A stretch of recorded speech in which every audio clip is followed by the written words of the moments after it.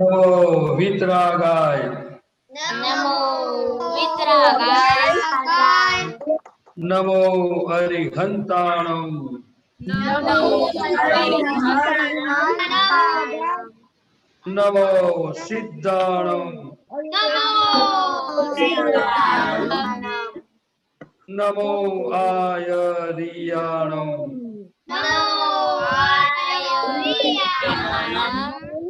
नमो वज्रायाणं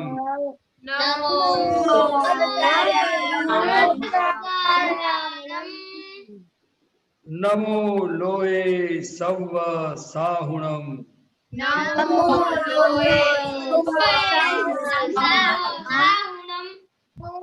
ऐसो पंचन मुक्कारो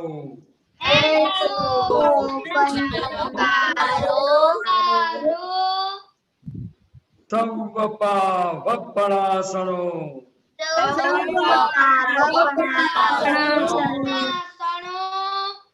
मंगलाणं च सर्वेषिं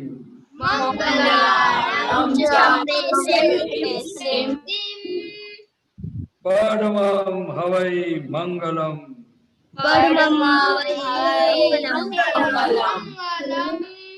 ओम नमो भगवते वासुदेवाय ओम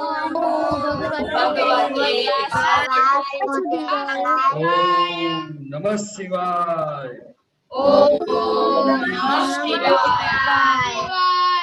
जय सच्चिदानंद જય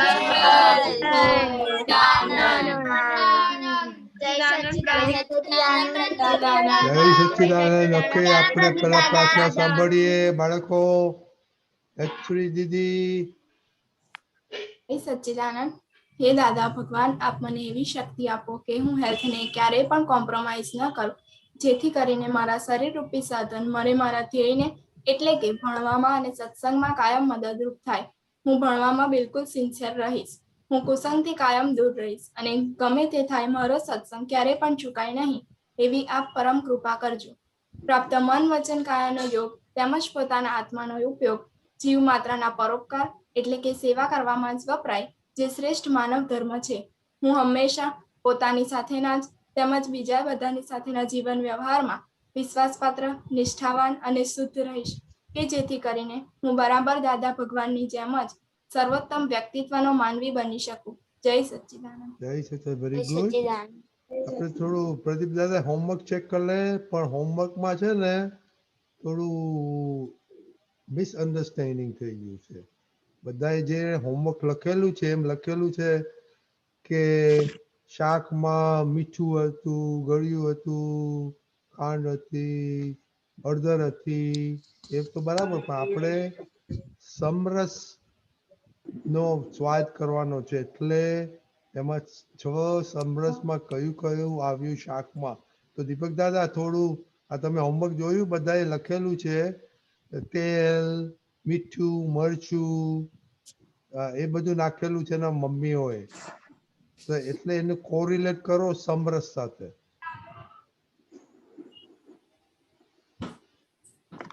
એ લોકોએ જે તમારું ઓબ્ઝર્વેશન લખ્યું છે એમાં વસ્તુ શું વપરાય છે તે કરીને કીધું છે, પણ તમારે સ્વાદ ચાખવાનો છે અને સ્વાદ જે તમે ચાખ્યો એની નોંધ લેવાની છે. સમજાયું બધાને? એટલે વસ્તુ કારેલામાં મીઠાશ હોય છે ને,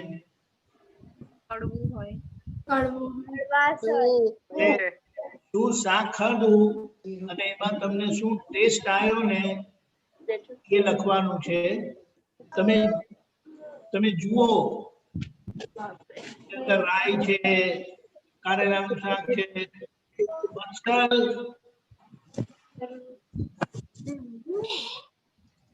સત્સંગ વખતે કોઈ મસ્કરી નહીં. ખબર પડી? ફરીથી મારે કેવું ના પડે એ રાખજે. એટલે વસ્તુ શું વપરાય છે એને આપણે જોવાનું છે. કારણ કે આપણને દેખાય.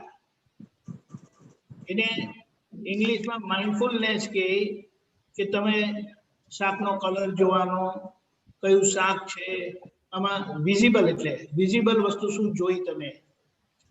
અને જીભ પર આવે, જીભને એમ નથી ખબર પડતી કે આ કારેલા છે.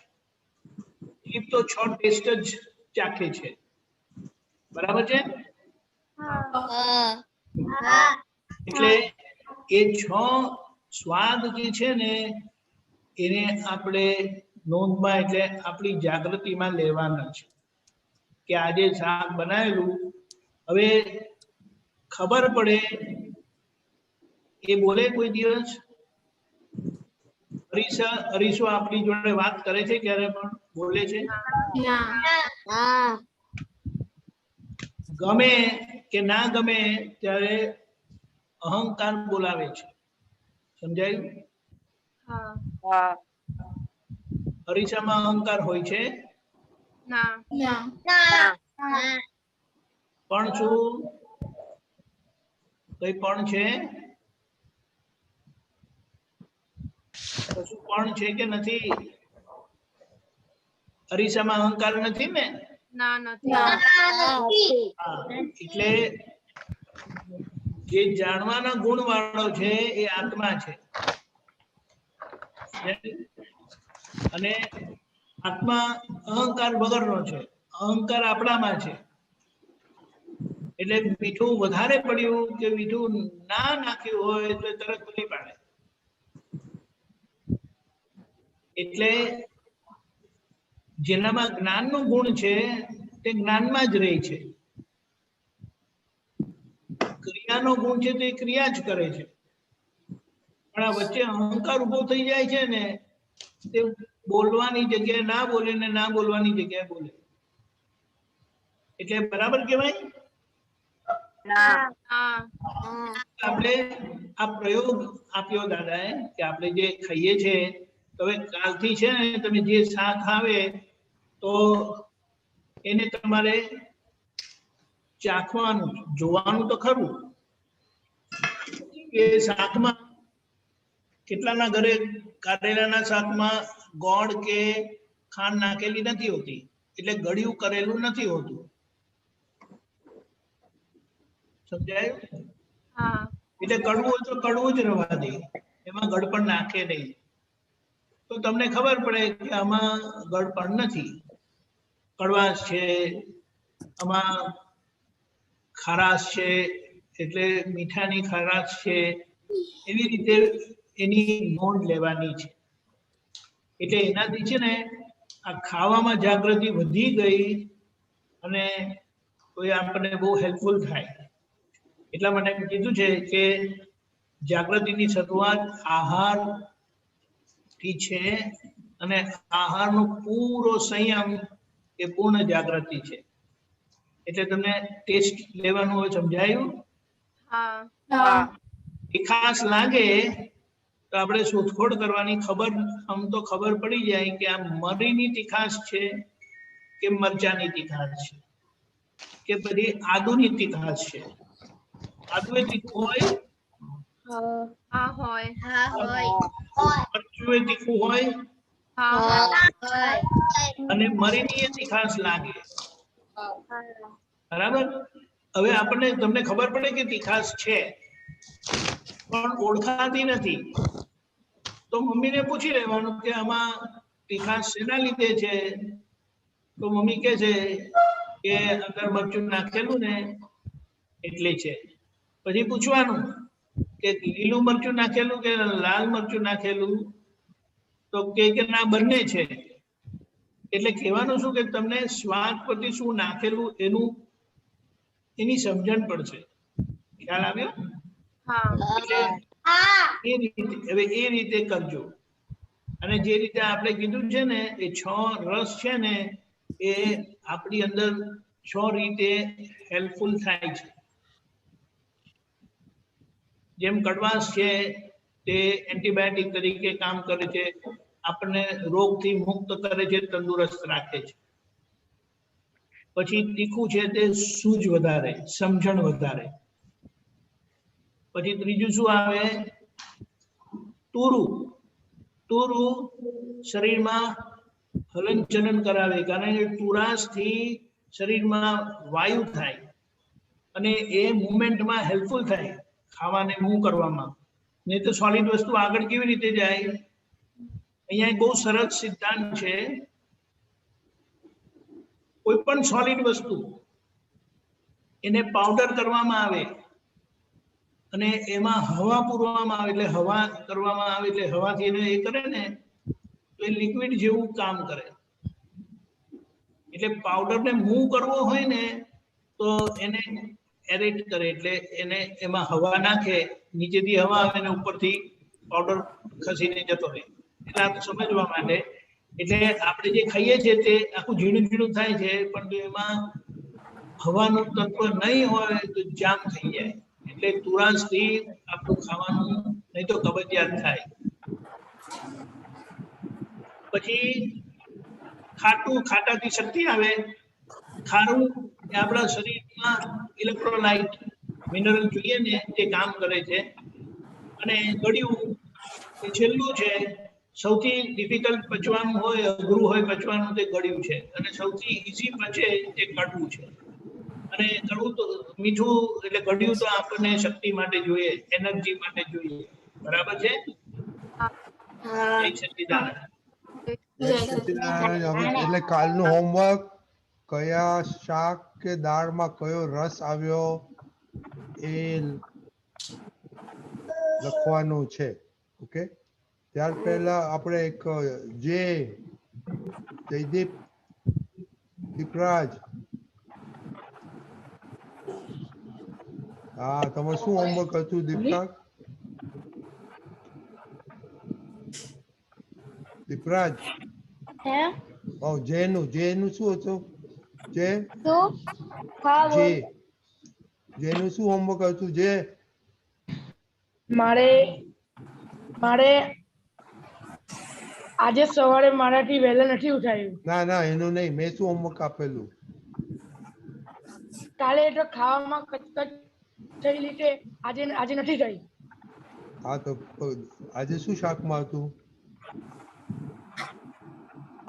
આજે ચણાની દાળ હતી. ઓકે.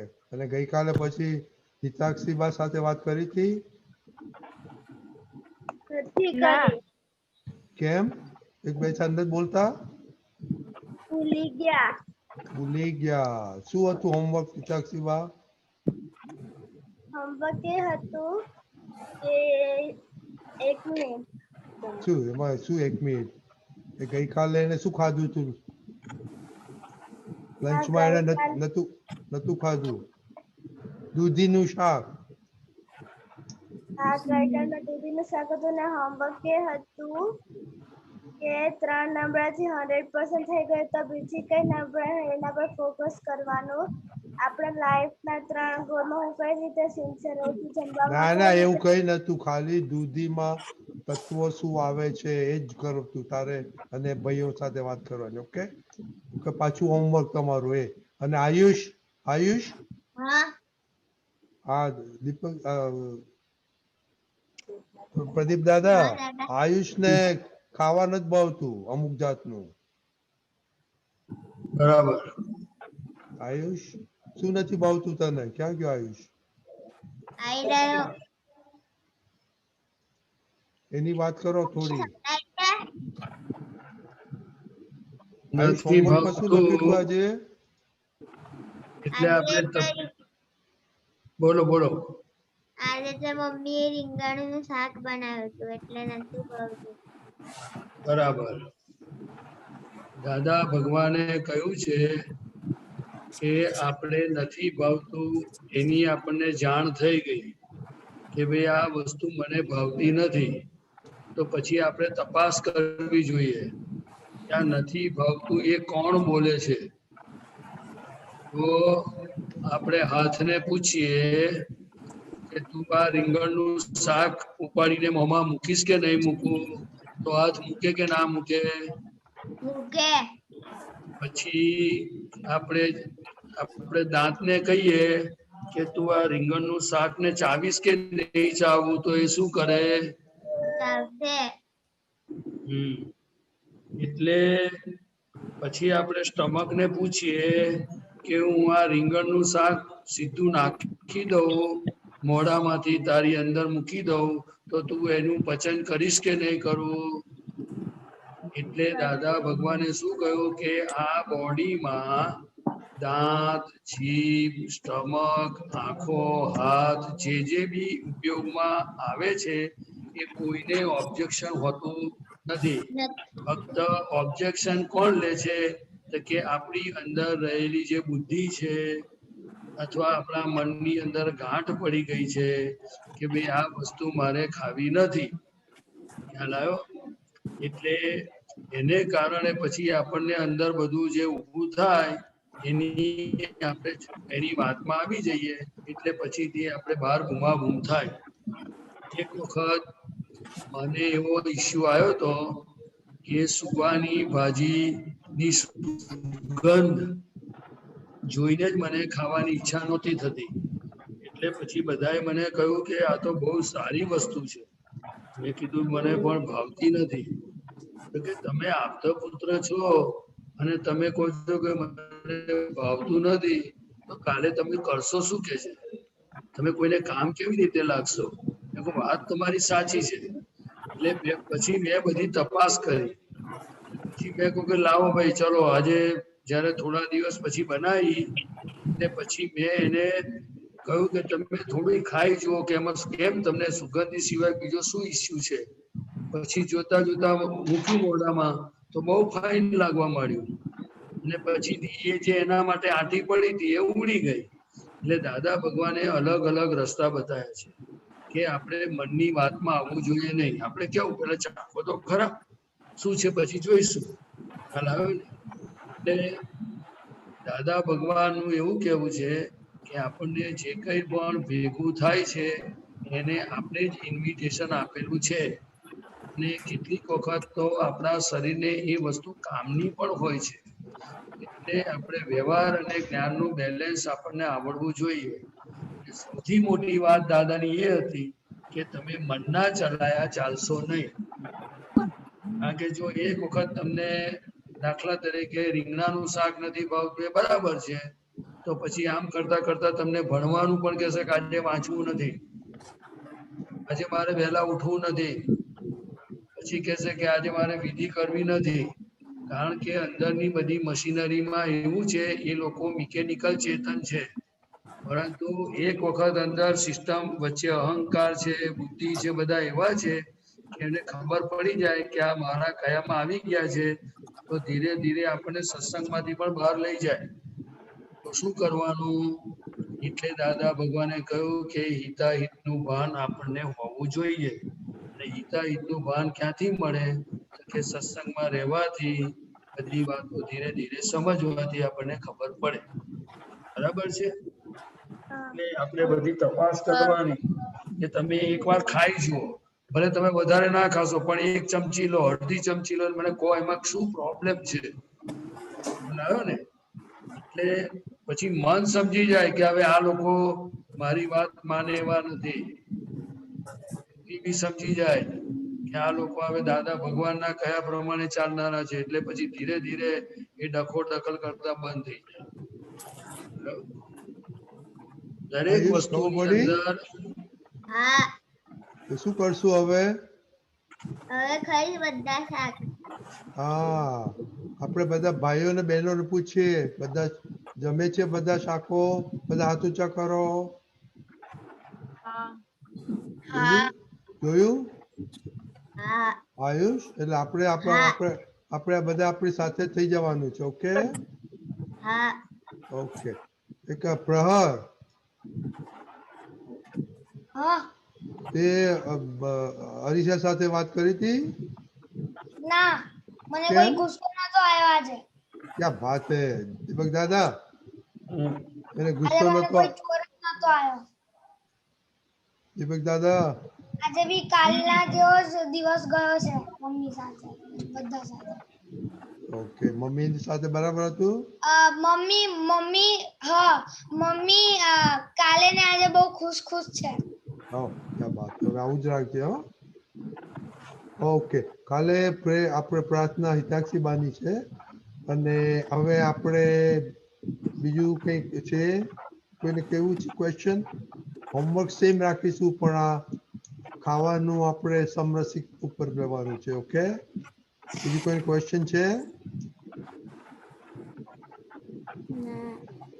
ના બધા કોઈને વીકનેસીસ વાત કરવી છે? રાજેન્દ્ર દાદા મારે એક ક્વેશ્ચન છે. હા બોલો. તુરો રસ એટલે કેવો રસ? ઇંગ્લિશમાં શું કહેવાય? પૂરા એ ગવાર સિંગ આવે ને, ગવાર સિંગ હા જે લાંબી સિંગ આવે છે ને ગવાર સિંગ, એમાં તુરો રસ. રસ. ધૂરો એટલે કડવું તુવેરની પણ દાળ ને નહીં, કહેવાય? ગળ્યો પણ નહીં, ખારો પણ નહીં, એવો એનો સ્પેશિયલ ટેસ્ટ હોય. એટલે દરેક શાકભાજીમાં ગળ્યો દરેક બી નહીં. દરેક શાકભાજીમાં એ અલગ અલગ પ્રકારની અંદર રસની કુદરતી વ્યવસ્થા છે અને તે આપણા શરીર માટે ખૂબ જરૂરી છે. એટલે આપણે આ બધી વસ્તુની સમજણ સાથે આપણે એનો ઉપયોગ કરવો જોઈએ. આ વસ્તુ સ્વાદ માટે નથી, આ એન્જોય કરવાની વસ્તુ નથી. આ તો માત્ર આપણા શરીરને પોષણ કેવી રીતે મળે અને આપણે સંસાર વ્યવહારમાં અને આધ્યાત્મ માર્ગમાં આપણું જો શરીર સારું હોય તો જ આપણે બધું કાર્ય કરી શકીએ. એટલે આ બધી નેચરલ વ્યવસ્થાઓ છે એને સમજવાની જરૂર છે. એટલે દાદા ભગવાને દરેક જગ્યા પર 9 કલમોમાં જ્યાં જ્યાં આપણી મુખ્ય ભૂલો થાય છે એ માટે બધી ભૂલોથી મુક્ત થવા 9 કલમો આપણને આપેલી છે. બરાબર? જેમ કે જીવતા સાથે અભાવ તિરસ્કાર થતો હોય તો તેનું પણ આપણને લખી દે સાચી એટલે કે જીવતાની અંદર ભગવાન છે. બરાબર? એવી રીતે આપણને દાખલા તરીકે સાધુ સાધ્વીઓ માટે પણ કલમ આપેલી છે. કોઈ પણ ધર્મ પ્રત્યે કે કોઈના સાધુ સાધ્વીઓ પ્રત્યે, આચાર્ય પ્રત્યે આપણે એનો વ્યવહાર વર્તન વાંચીએ, સાંભળીએ, ટીવીમાં જોઈએ તો પણ ગમે તેવું બોલાય નહીં. કારણ કે એ અંદર રહેલા ભગવાનને બધું પહોંચે છે અને એનો ગુનો આપણને લાગે છે. એટલે દાદા ભગવાને વિશ્વ ચેતન અને જે દાખલા તરીકે કુદરતી વ્યવસ્થાઓ જેમ કે આહાર સંબંધમાં આપણને ખૂબ બધી વાતો કરી છે. એ 9 કલમોની આરાધના કરવી અને આ સત્સંગમાં સમજવા માટે જ પ્રશ્ન પૂછવાનો છે. જેટલું આપણા જીવનમાં લાઈવ પ્રોબ્લેમ થતા હોય એ વસ્તુનું સોલ્યુશન આવશે તો જ આપણે એક સ્ટેપ આગળ વધી શકીશું. અને આપણા જીવનમાં એટલે કે મનમાં, બુદ્ધિમાં ઊભી થતી સમસ્યાઓને આપણે સોલ્વ કરી શકીશું. ખ્યાલ આવે છે? એટલે ભગવાને બીજો પણ પ્રયોગ આપેલો કે કોઈ વસ્તુ મન બોલે કે મને નથી ભાવતું, જેવું જ બોલે એટલે તરત તેની સામે બોલવાનું કે આ તો મને બહુ ભાવે છે, આ તો મને બહુ જ ભાવે છે, એમ કરીને મૂકવાનું. એટલે મનના ચલાયા નહીં ચાલવાનું. એ દાદા ભગવાનની ખૂબ સ્પેસિફિક સત્સંગમાં આની ઉપર ખૂબ વાતો કરેલી છે. એટલે આપણે જો એની વાતોમાં આવી જઈશું ને તો આપણને ક્યારે કયા પાટા પર ચડી જવાય એનું ઠેકાણું નથી. હવે તમે બધા બોલો છો ને કે હું મારી હેલ્થને કોમ્પ્રોમાઇઝ નહીં કરું, તો આપણે એને બધા ખૂણેથી જેટલું સમજાય એટલું આપતા પુત્રોને, મહાત્માઓને આપણે પૂછી લેવાનું કે ભાઈ હેલ્થને કોમ્પ્રોમાઇઝ નહીં કરવું એટલે હેલ્થ કેવી હોવી જોઈએ અને એને કોમ્પ્રોમાઇઝ કરવા માટે કઈ કઈ સમસ્યાઓ આવે છે કે જેનાથી મારે એની જોડે કોમ્પ્રોમાઇઝ કરવું પડે છે અથવા નથી કરવું પડતું. હવે તમને કહું કે હેલ્થ સારી કયા આધારે રહે એનું આપણને જ્ઞાન હોવું જોઈએ. પછી હેલ્થની વેલ્યુ શું છે એ આપણને ખબર હોવી જોઈએ. બીજું કે આપણું લક્ષ્ય શું છે એ આપણને ખબર હોવી જોઈએ. જો આપણને ખબર હોય કે મારે બેસ્ટ માર્ક્સ લાવવા છે તો પછી ભણવામાં કોમ્પ્રોમાઇઝ કરાય? ના કરાય. મારે હેલ્થ સારી રાખવી છે તો પછી ખાવા પીવાના, સુવાના, બેઠવાના જે કંઈ પણ નિયમો હોય તો એમાં કોમ્પ્રોમાઇઝ કરાય? ના કરાય. એટલે પછી સ્વચ્છતાનો નિયમ જ્યાં હોય કે ચોખ્ખાઈ રાખવાની હોય તો ત્યાં કોમ્પ્રોમાઇઝ કરાય? ના કરાય. કે આપણે શું છે કે કોઈ પણ વસ્તુને 1 2 3 કરીને આપણે બધું સમજતા જવાનું. દાદા ભગવાને આખા સત્સંગનો સાર એક જ છે કે તમારા વર્તનમાં આવે તો બેસ્ટ, ન આવે પણ તમારી સમજણ જેમ જેમ પરફેક્ટ થતી જશે, તમારી એટલે આપણી બધાની જેટલી સમજણ પરફેક્ટ થતી જશે એમ એમ ઓટોમેટિકલી આપણામાં ચેન્જીસ આવતું જશે. ખ્યાલ આવ્યો? હવે હેલ્થને કોમ્પ્રોમાઇઝ નહીં કરવું એટલે આપણે કેવો ફૂડ લેવો જોઈએ, આપણે કેવો સંગ રાખવો જોઈએ, આપણા જીવનની સવારથી સાંજ સુધીનો કેવી રીતે પ્લાન હોવો જોઈએ, એટલે પ્રોગ્રામ કેવી રીતે ગોઠવેલો હોય, કેટલા વાગે ઉઠવું, કેટલા વાગે સૂવું, કેવું જમવું, કેટલું જમવું, ચાવીને જમવું, ફટાફટ જમવું, તળેલું વધારે ખાવું, ઓછું ખાવું, મનને ગમતું કરવું, એ બધી વસ્તુમાં આવે છે સમય. આજે દાખલા તરીકે હું વિધિ કરવા બેઠો હોઉં અને પછી મને અંદર બેઠા બેઠા મનમાં બતાડે કે જરા સેજ ઊંઘ આવી ગઈ છે, હું જરા આડો પડી જાઉં, તો પછીથી એ કોમ્પ્રોમાઇઝ કર્યું કહેવાય કે ના કર્યું કહેવાય? શું કર્યું કહેવાય? તો કે મનની વાત આપણે સાંભળીને સુઈ ગયા, પછી 2 મિનિટમાં નીંદર આવી જાય. એવી રીતે તમને ભણવાની બાબતમાં તમે ચેક કરી લેજો. એવી રીતે તમે દાખલા તરીકે મમ્મીને કેમ દુઃખ નહીં આપવાનું એનું પૂરેપૂરું કારણ સમજી લેવાનું. આપણને ખબર હોય કે ભાઈ આ વ્યક્તિ એ મને હેલ્પિંગ છે એટલે એને દુઃખ દેવાય નહીં, એ વ્યવહારિક જ્ઞાન છે.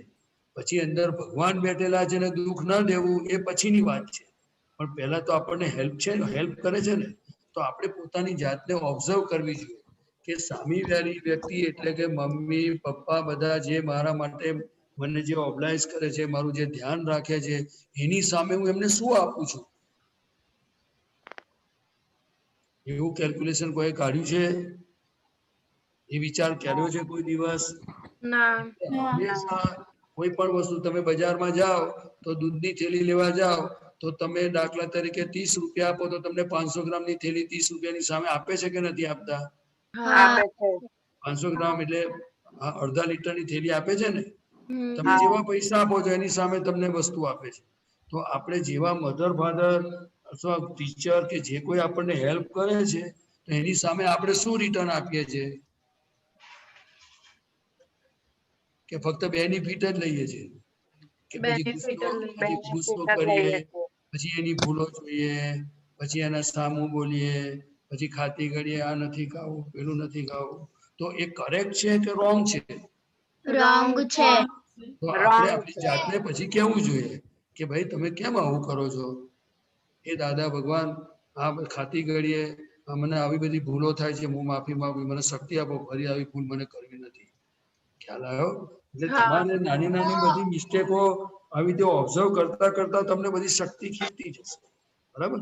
હેલ્થને કોમ્પ્રોમાઇઝ નહીં કરવું એટલે બહુ સમજવાનો સબ્જેક્ટ છે. હેલ્થમાં આંખો આવે કે ના આવે? આવે. તો આંખો ટીવી કેટલા કલાક ટીવી જોવું જોઈએ? જોવાય જ નહીં. ને એટલે આંખને કેટલી રીતે નુકસાન થાય છે એનું જ્ઞાન હોવું જોઈએ કે મારી આંખોને હું નુકસાન કઈ રીતે પહોંચાડું છું, મારી હેલ્થને હું કઈ કઈ રીતે નુકસાન પહોંચાડું છું, એનું આપણને જ્ઞાન હોવું જોઈએ કે નહીં?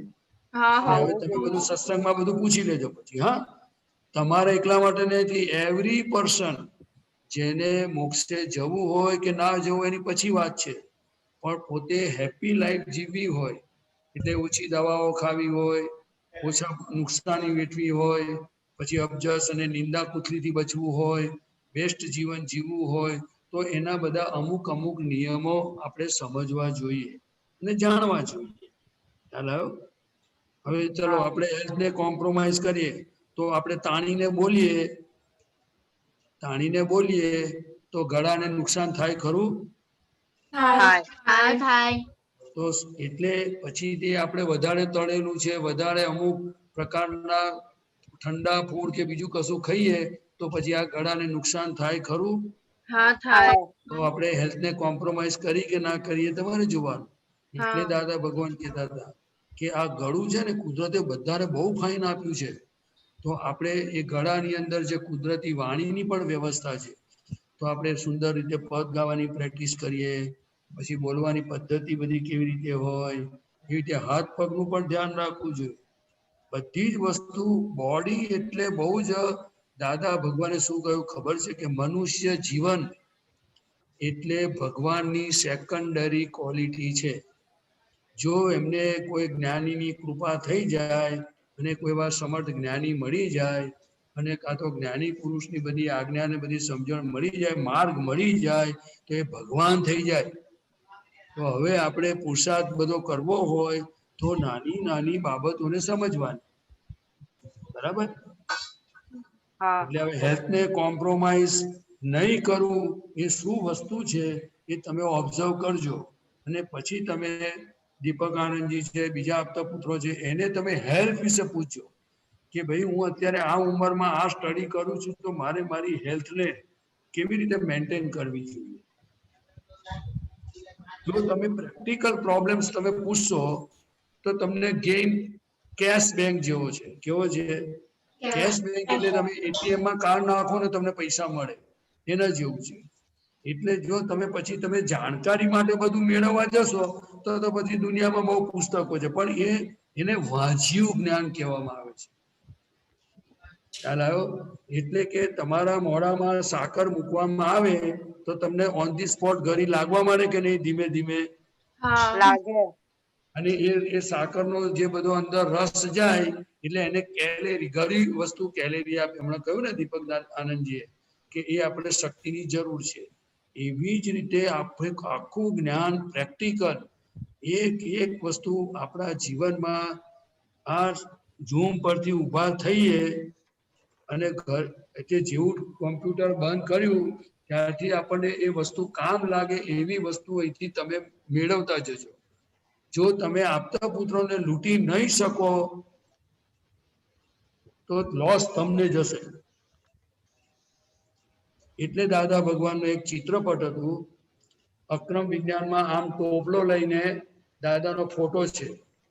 એ તો ધોતિયું પહેરતા હતા અને પહેરણ હતો. અને હું ટોપલો ભરીને જ્ઞાન લાવ્યો છું, લૂંટાય એટલું લૂંટો.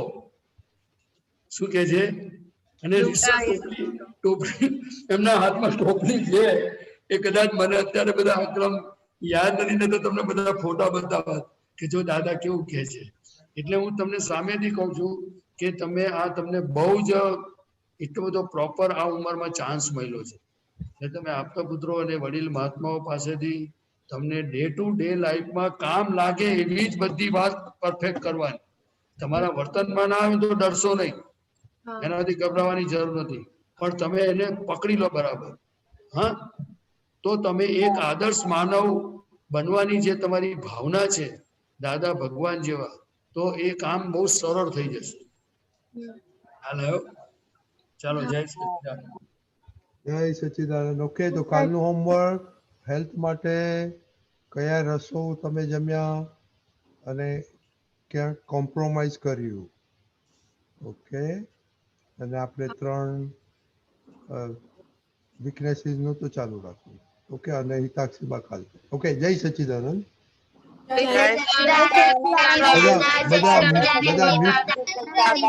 બધા મ્યુટ કરી દેજો. બધા મ્યુટ કરી દેજો.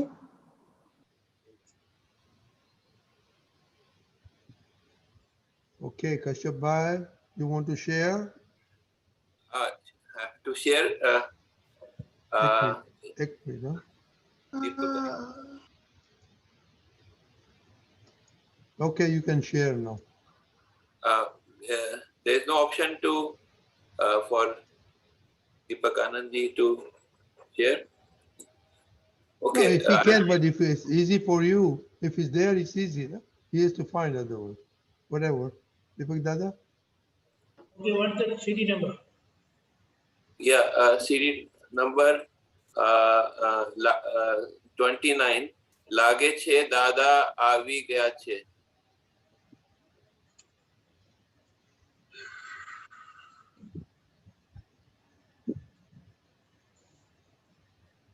આ વાત કરું? બોલો બોલો.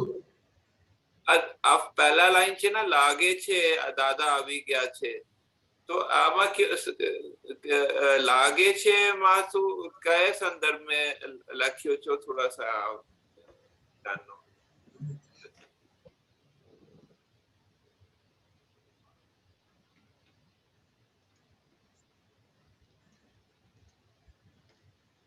જુઓ ડોક્ટર સાહેબ, જી દાદા ભગવાન જ્યારે હોલમાં આવવાના હોય એટલે એમનો ટાઈમ થઈ ગયો હોય એ પહેલા જે બધા મહાત્માઓ આવી જાય ને હોલમાં, જી ત્યારે એમને આ બધા ભાવથી આ પદો ગાતા હતા બધા, કે એમને એમને એવું જ એમ દાદા ભગવાન ફિઝિકલ બોડીમાં હાજર ના થયા હોય, એ આવવાની તૈયારીમાં હોય, પણ બધાને એવું ભાસતું હતું કે દાદા આવી જ ગયા છે, ખ્યાલ આવ્યો ને? અચ્છા અચ્છા, એવી રીતે.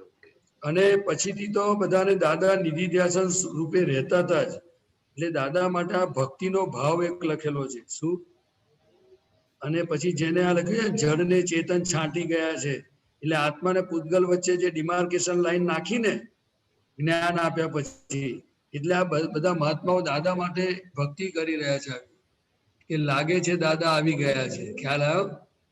અને પછી થોડી વાર થાય ને પછી દાદા ભગવાન આવે ખરા, અને પછી અસીમ જયકારો બોલે બધા. સત્સંગની વાટ જો દાદા, સત્સંગમાં દાદાની વાટ જોતા ના સંદર્ભમાં છે ને. એટલે દાદા ભગવાન આવવાની તૈયારી હોય ને ત્યાર પહેલા આવા પદ ગાતા હતા મહાત્માઓ. ઓકે. કે એમને એવું, એમને બધાને દાદાનું નિધિ ધ્યાસન અને દાદા આવી રહ્યા છે એવું એમને અંદર હૃદયમાં એવા ભાવ જ આવતા હતા, ખ્યાલ આવ્યો? હા, ખ્યાલ આવ્યો. પછીના થર્ડ પેરાગ્રાફમાં સુના ગોકુલમાં અનુ પરમાણુમાં ગુલાબી પદ ધ્વનિ ગુંજી ગયા છે. હા, સુનું ગોકુળ એટલે શું? કે આ કૃષ્ણ ભગવાનનું જે, કૃષ્ણ ભગવાન વગર ગોકુળ કેવું હોય? તો કે સૂનું હોય. જેમ ઘરમાં કોઈ વ્યક્તિ ના હોય તો એકદમ સૂનું સૂનું લાગે ને, એટલે આ કવિરાજનું એક બિલ્ડિંગ છે આવું, પણ અણુ પરમાણુમાં, એટલે કે આ મન વચન કાયા જે છે ને આખા, એ બધા અણુ ને પરમાણુ થી આખું પરમાણુનો સ્કંદ છે બધો. શું છે? સ્કંદ છે. એ જ્યાં સુધી હું શુદ્ધાત્મા છું, એ જ્યાં સુધી ભાન થયું ને પ્રગટ ના થયું ત્યાં સુધી બધું કેવું હોય? સૂનું સટ હોય. કેવું હોય? સૂનું હોય. ખ્યાલ આવે ને? એવી રીતે દાદા ભગવાન વગર પણ મહાત્માઓને કેવું છે કે આમ સૂનું સૂનું લાગ્યા કરે. શું લાગ્યા કરે? સૂનું સૂનું લાગે. તો આ ગુલાબી પદવાની ના થોડું, ગુલાબી એટલે પછી શું છે કે જે મોઢું દાખલા તરીકે ઉતરેલું હોય અને પછી આનંદમાં આવે તો કેવું દેખાય? ફૂલ ગુલાબ જેવું લાગે ને, ઉલ્લાસ વાળું. અચ્છા. હા હા. હા, પછી દાદા ભગવાનના અસીમ જયકાર બોલે અને પછી ભાઈ બધું હું શુદ્ધાત્મા છું બધું રહ્યા જ કરે, દાદાની હાજરી થઈ નથી, અને પછી ભાઈ બધું એની મેરે આનંદ આયા કરે. ખ્યાલ આવે? આનંદ સાથે પદ્ધતિ ધ્વનિ. ગુલાબી એટલે આનંદ સાથે. આનંદ, ગુલાબ એટલે મોડું ગુલાબના ફૂલ જેવું ખીલેલું હોય, ચીમથેલું ના હોય. Okay okay. હા, એવું એવું. અને પછીનું ફોર્થ લાસ્ટ પેરાગ્રાફમાં અજ્ઞ જ્વાલ પર વિધિનો વાલ મેલી મર્મના અર્ક ને છાંટી ગયા છે. એટલે જે કે છે ને કે વિધિના લેખ હોય ને બધા, અજ્ઞ જુવાર એટલે અજ્ઞ એટલે કે હું પ્રદીપ છું, દેહ તે હું છું, કરું છું, એ જે બધી માન્યતાઓ સાથે જે જીવતા હતા ને, અને એ જે બધા કર્મના ભોગવતા હતા, તે એની પર દાદાની કૃપાથી મર્મનો અર્ક એટલે શાસ્ત્રોમાં ધર્મ છે પણ મર્મ નથી, મર્મ જ્ઞાનીના હૃદયમાં છે. શેમાં છે? અને એ જે મર્મ એટલે કે દાદા ભગવાને જે પોતાના સ્વરૂપનું સુખ ચાખ્યું, એનો આખો જે અર્ક છે આ બધા ધર્મોનો, એ બધો અર્ક આખો કે હું શુદ્ધાત્મા જ છું, આ બધી ક્રિયાઓનો, તપનો, ત્યાગનો, એ બધી જ વસ્તુનો અર્ક છાંટી ગયા. એટલે કે હું શુદ્ધાત્મા જ છું, નિશ્ચય નિર્ણયથી કેવળ શુદ્ધાત્મા છું, એ બધું એને ભાન થઈ ગયું. ખ્યાલ આવ્યો? વિધિનું માલ ના શું કહેવા માંગે છે? વિધિનું વાલ, વિધિનો વાળ મેલી. હા, એ દાદા શું કરતા હતા કે સમજો કોઈ કહે કે દાદા મને આ તકલીફ છે હાજી તો પછી દાદા કે વિધિ કરી લો. અચ્છા એટલે એમના ચરણમાં પછી માથું મૂકીને તો દાદા પછી રક્ષણ મૂકે. વાડ મેલી એટલે રક્ષણ. વાડ એટલે બાઉન્ડ્રી મૂકવીને એના જેવું છે. અચ્છા અચ્છા એવી ઓકે રક્ષણ મૂકવું. અને છેલ્લું લાસ્ટ પેરાગ્રાફમાં છે વર્તાય છે દાદા આવી ગયા છે. થોડું વર્તાય છે महसूस हो रहा है जैसे कि दादा आ गए. ઓકે ઓકે સરસ છે. ધન્યવાદ જી. જય સચ્ચિદાનંદ.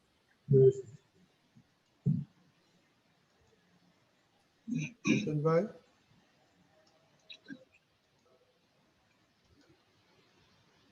जय सच्चिदानंद दीपकानंद जी, प्रदीप आनंद जी. આપવાણી 2 પાનું નંબર 496 નિયાણા અને શલ્ય. ભગવાને 3 પ્રકારના શલ્ય કહ્યા, નિત્યત્વ શલ્ય, નિદાન શલ્ય અને માયા શલ્ય. તેના આધારે આ નિયાણા કરે છે. શલ્ય બધાનામાં હોય, નિશલ્ય થાય નહીં. આ અક્રમ માર્ગ છે, તેથી શલ્ય રહિત થાય. તો આ શલ્ય એક્ઝેક્ટ શું છે પ્રદીપાનંદજી? વાગે વાગે વાગે વાગે જેમ આપણને ટાંકણી વાગે ને, હા ટાંકણી અંદર વાગે ને, શૈલ્ય એટલે દુઃખ આપનારી વસ્તુ. ખ્યાલ આવ્યો? હા એ 3 પ્રકારના શૈલ્ય. હા એટલે એ રીતનું છે. એટલે આપણને હવે આ જ્ઞાન મળ્યા પછી છે ને, એટલે હવે આધિ વ્યાધિ ઉપાધિમાંથી મુક્ત થઈ ગયા આપણે. બરાબર. મમતાથી મુક્ત થઈ ગયા. ખ્યાલ આવ્યો? મારા પણ બધાથી મુક્ત થઈ ગયા. એટલે હવે જે કઈ પણ બધા ભોગવટ આવે એ બધા કોને આવે તો કે અહંકારને આવે. અને હવે આપણે જાણનારા રહ્યા.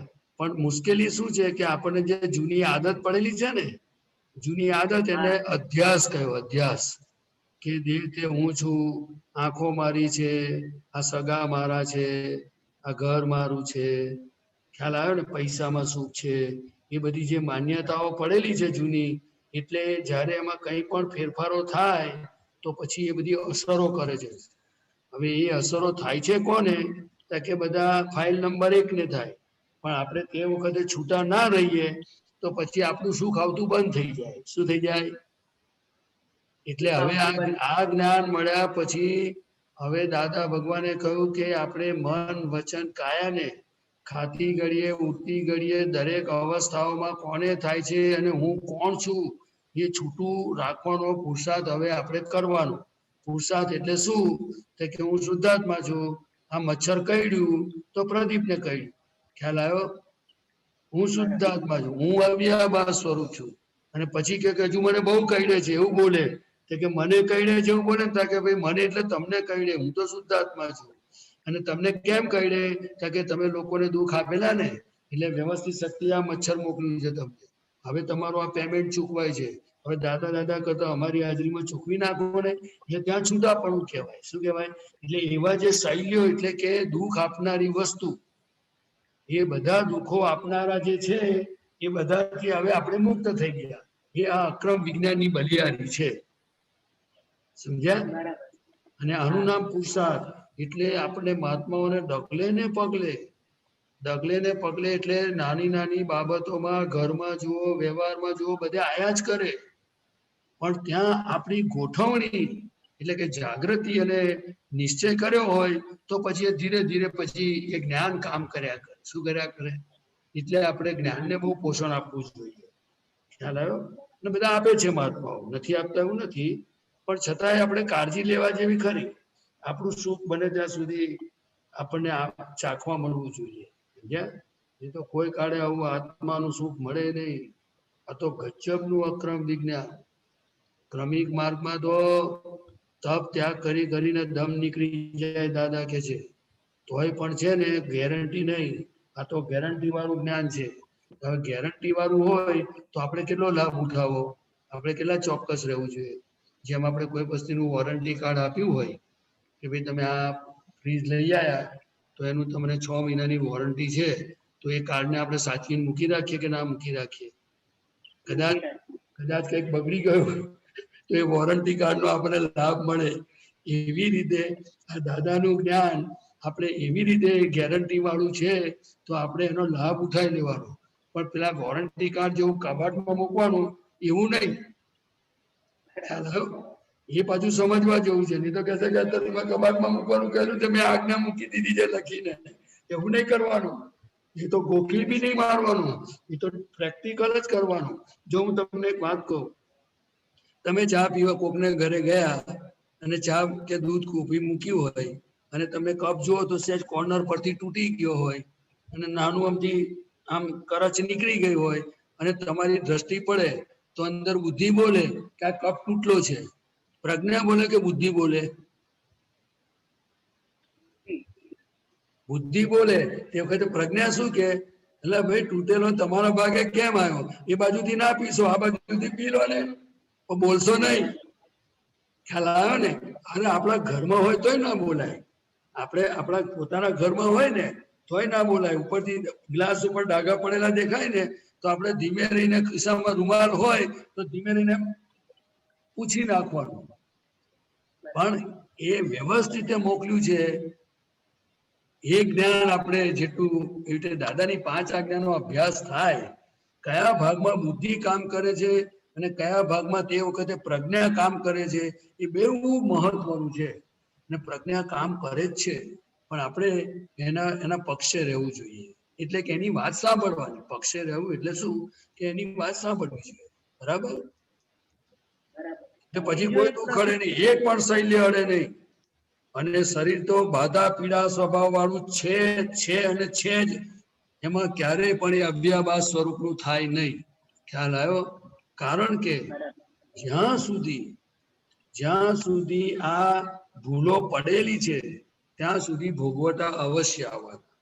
જો ભગવાન મહાવીર સ્વામી પ્રભુના તીર્થંકર ભગવાન થયા ત્યારે પણ જો એમના કાનમાં બરું વાગ્યું અને લોહીની શેર ઉડી, એવું દાદા ભગવાન કહેતા હતા કે મોટા પુરુષોની વાત આપણે કરાય નહીં, પણ આપણે એમાંથી શીખવાનું છે કે એવી જ રીતે આ બાધા પીડા વાળું સ્વરૂપ છે અને આપણે અભ્યાભાસ સ્વરૂપ છે. તો આપણે આપણા સ્વભાવમાં રહેવાનો અભ્યાસ કરવાનો છે અને બધા કરી રહ્યા છે. ના થતો તો કરવા જેવો છે. જો ચા પીએ, નાસ્તો કરીએ, જમવાનું સરસ જમીએ ને એમાંથી સુખ લીધું અને જો ડાયરિયા થઈ જાય એટલે દુઃખ આવશે. ખ્યાલ આવ્યો? એટલે આ બધી વસ્તુ મરચું જો રોપથી ખાધું અને પછી જો એ પાયે નડ્યું તો એ દુઃખ આવશે. ને દાદા ભગવાને બહુ સ્પષ્ટ કહ્યું છે કે આવું જ્ઞાન મળ્યા પછી કોઈ પણ પૂતગલમાં સુખ લેશો નહીં. ભલે ચાખનારો ચાખે પણ તમે ચાખતા નહીં. તમે એટલે કોણ? આપણે એટલે શુદ્ધાત્મા. ખ્યાલ આવ્યો? પણ એ અભ્યાસ જોઈશે. એ કે અમે આ બધી આ રીતે નીકળેલા છે. એટલે તમે દાદાનો કોઈ વાર વિડીયો કે કશું જોશો ને તો એ ખાતા હોય ને તો બહુ આમ ટેસ્ટી ખાતા હોય. આપણને લાગે કે બહુ ટેસ્ટી ખાય છે, પણ એ ટેસ્ટી ખાતા નથી. એ ખાય છે તેને જુએ છે. એ શું ખાય છે, કેવા સ્વાદનું છે એ જાણે છે. એટલે પોતે ટોટલી એમ પટેલથી સેપરેટ જ રહે છે. એને એ વસ્તુ આપણે આપણા જીવનમાં ધીરે ધીરે અભ્યાસ કરવા જેવો છે. જો તમને કોઈ દાદી કહેશે, કોઈ તમારા કોઈ સગા તમને સંબોધન કરશે તો અંદર જો સુખ લાગ્યું ને તો એક દિવસ દુઃખ આવશે. મને તમે પ્રદીપ આનંદજી કહો અને તમે બહુ સરસ એમ કહીને જો મેં સુખ ચાખ્યું, મેં એટલે કોણ? તો કે જે દેહનો માલિક, કે જે તે હું છે એવું જે માલિકી પણ ધરાવે છે એ જે સુખ ચાખશે તો પછી દુઃખ આવશે. આ મચ્છર કરડે છે તો કેમ દુઃખ લાગે છે? આ તબિયત બગડે છે તો કેમ દુઃખ લાગે છે? આપણું કોઈ અપમાન કરે છે તો કેમ દુઃખ લાગે છે? આપણા ધારા પ્રમાણ નથી થતું તો કેમ દુઃખ લાગે છે? આપણે કશું જોઈએ છે અને આપણું ડિઝાઇનથી જુદું થાય છે તો કેમ દુઃખ લાગે છે? એ ખરેખર શુદ્ધાત્માને લાગે છે? કોને લાગે છે? કોણ લગાડે છે? કોણ જાણે છે? આપણે આ અને અંતર નિરંતર દુઃખના દાડા છે. કેવા છે? કોઈ એમ માને કે ભાઈ સરસ મજાનું ઘર હોય ને સરસ જમવાનું મળ્યું એટલે સુખ આવી ગયું, એવું નથી. કારણ કે કર્મના ઉદયો વ્યવસ્થિતમાં એક સુખ નો સંજોગ જાય પછી બીજો સંજોગ આવે, પછી ત્રીજો સંજોગ આવે અને સંયોગો માત્ર વિયોગી સ્વભાવના. એટલે આપણે સંયોગોને ઝાલવાના નહીં, એટલે કે સંજોગોમાં એને પકડવાના નહીં કે મને થયું એમ કરીને, પણ આ ફાઇલ નંબર 1 ને થયું એમ કરીને પોતે પોતાનામાં રહેવાની પુરુષાર્થ કરો અને દાદા પાસે શક્તિ માંગી કે નિરંતર 5 આજ્ઞામાં રહેવાની શક્તિ આપો. જેટલા નવર ફ્રી પડીએ ને ત્યારે શક્તિ આ માંગવા જેવી છે. દાદા કે જો 5 આજ્ઞામાં રહેવાની શક્તિ માંગી હશે ને તો એક દિવસ 5 આજ્ઞામાં રહેવાની શક્તિ આપણને મળશે અને એ આપણું કામ થશે. તો ખરેખર કેટલી વાર માંગવી જોઈએ? દાદા કે મને 5 આજ્ઞા વર્તે છે અને તમારે 5 આજ્ઞા તમારે પાડવાની છે, એટલે કે તમારે પુરુષાર્થ કરવાનો છે, કારણ કે હું ચોખ્ખું થઈ ગયું છે મારું અને તમારે ચોખ્ખું કરવાનું છે.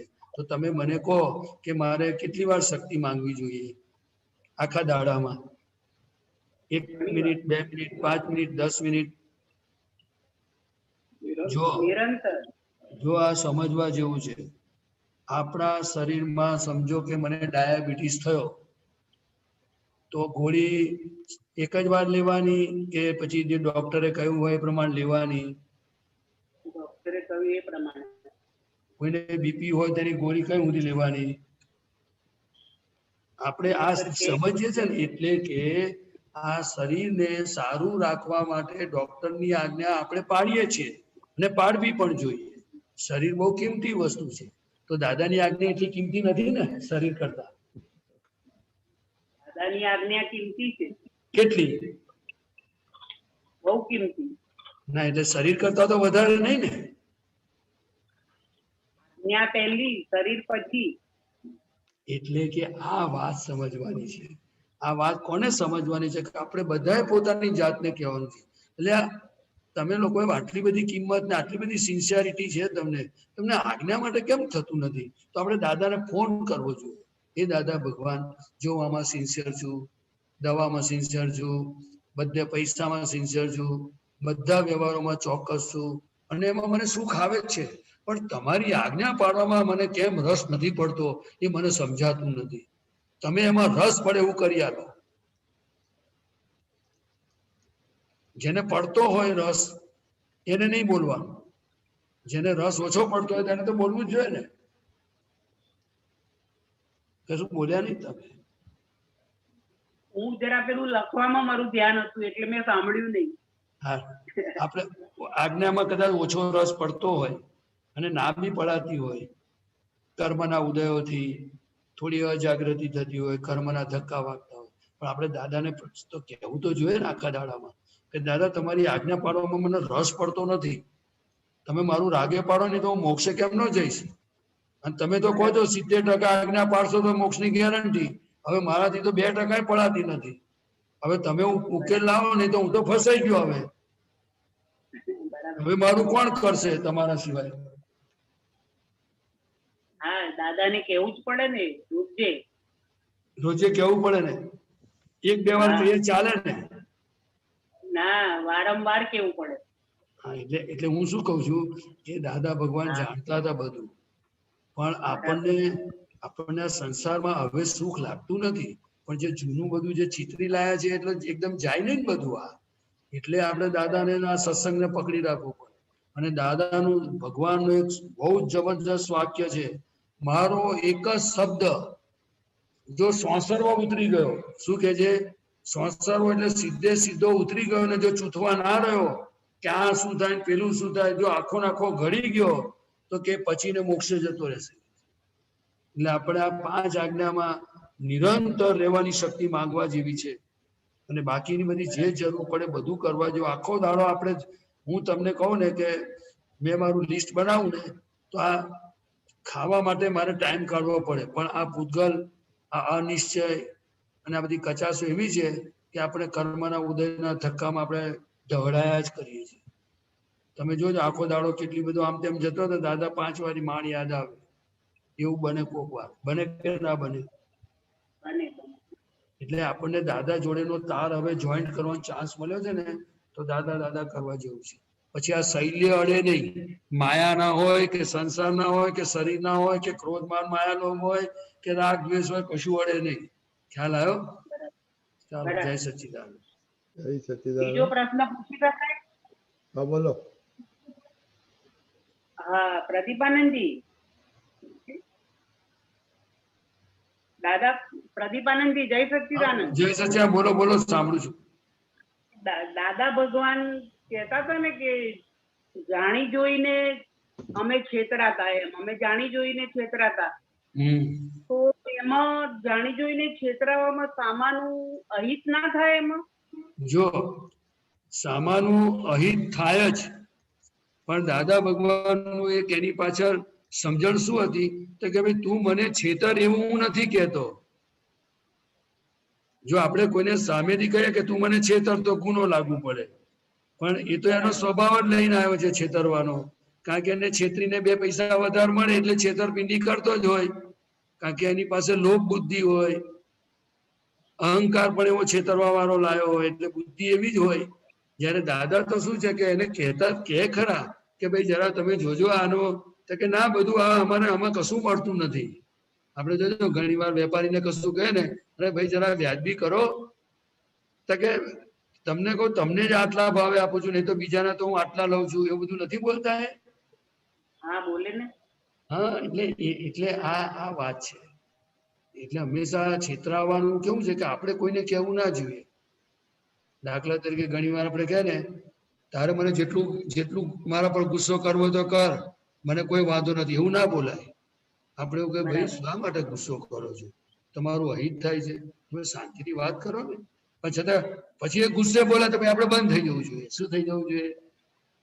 હા, એટલે દાદા વ્યવહાર નિશ્ચયનું બેલેન્સ ખૂબ સરસ રીતે પોતે જાણતા હતા અને એમના અનુભવમાં હતું. એટલે આપણી કેટલીક ભાષા બોલવા ચાલવાની પણ આ સત્સંગમાં શીખવા જેવી છે. શું છે?